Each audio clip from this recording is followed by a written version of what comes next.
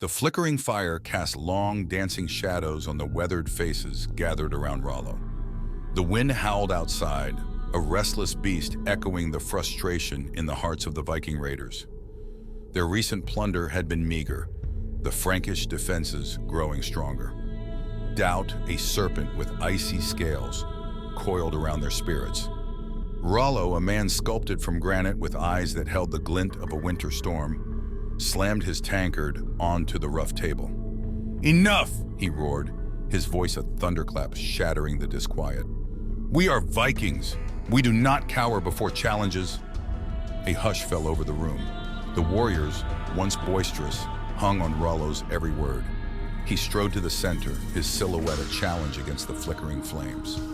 "Look at this," he said, holding up a single, smooth pebble.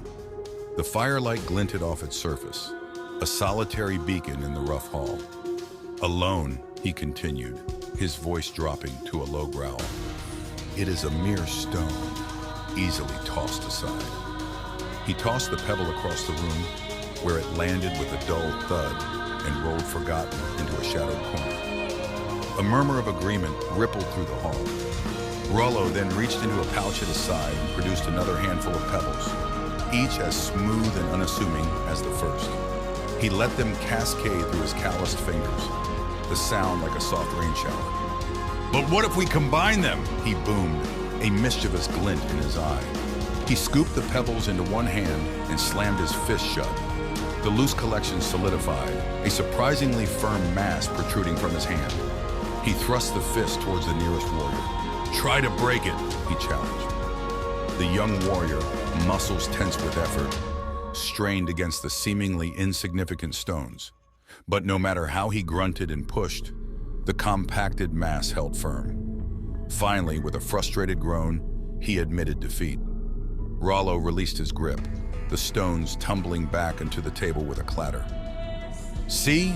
he declared, his voice ringing like a battle cry.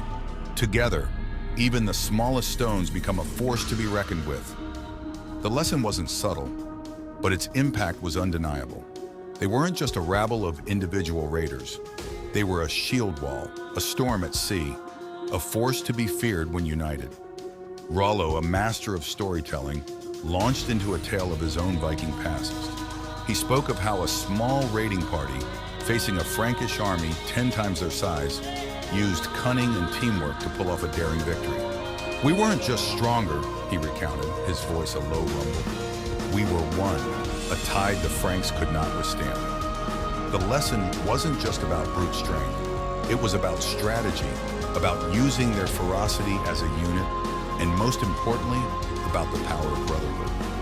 As the fire crackled and the wind howled its mournful song, a newfound resolve ignited in the eyes of the Vikings. This wasn't just another raid. It was a test of their unity, a chance to prove their mettle.